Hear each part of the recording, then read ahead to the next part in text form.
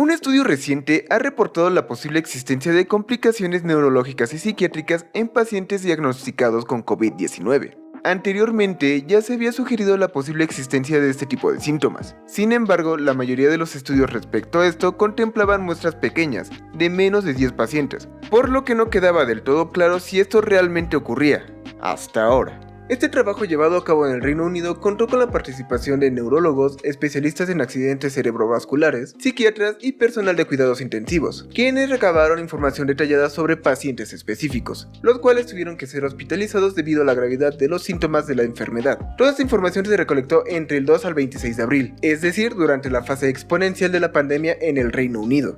En total, los especialistas seleccionaron a 125 pacientes internados por COVID, los cuales fueron descritos completamente. Como resultado, se encontró que la complicación cerebral más común es el accidente cerebrovascular, es decir, ataque o derrame cerebral, el cual se reportó en 77 de los 125 pacientes descritos. Ahora voy a hacer la aclaración que a partir de aquí me voy a referir al accidente cerebrovascular como ataque cerebral. Ya sé que no es el término más adecuado para referirse a esta complicación, pero me parece que es muchísimo más sencillo decirlo y la idea aún queda clara. De estos 77 pacientes a los que se les reportó un ataque cerebral, a 55 se les atribuyó debido a un coágulo en el cerebro. Esto es algo muy importante ya que la formación de coágulos es una complicación ya muy bien conocida para pacientes de COVID. Por otro lado, el ataque cerebral de 9 pacientes se produjo por una hemorragia, mientras que el ataque cerebral de un solo paciente se debió a la inflamación de los vasos sanguíneos de su cerebro. Respecto a edades, de estos 77 pacientes, 61 tenían más de 60 años. Otros 39 pacientes mostraron confusión o cambios de la conducta, lo que refleja un cambio en el estado mental de los pacientes. De estos, 9 pacientes presentaron una disfunción cerebral no específica, mientras que 7 presentaron encefalitis, es decir, inflamación del cerebro. Los otros 23 pacientes que presentaron cambio en su estado mental fueron diagnosticados con algún tipo de condición psiquiátrica,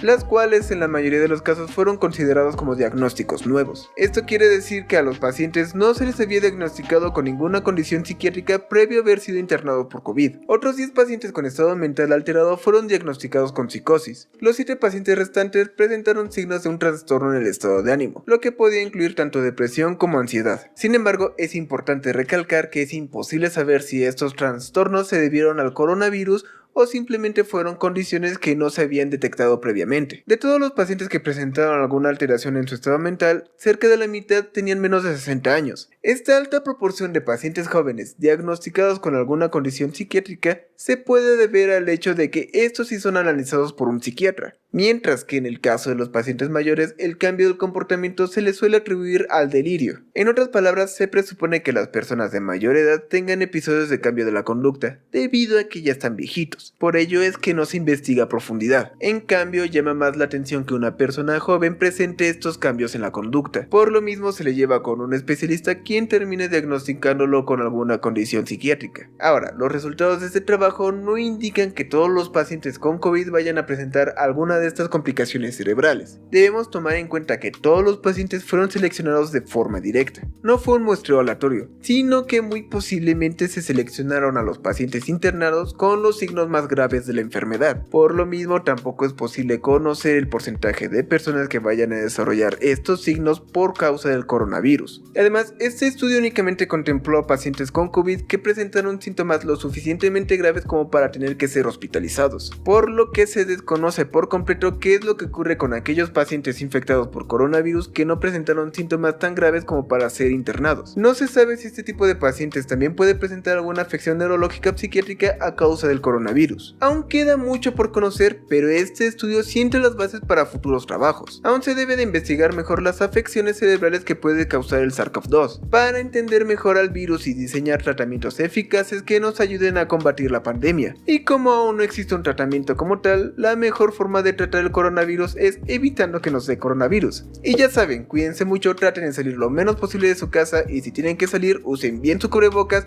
mantengan su sana distancia con las demás personas y lávense las manos de forma constante.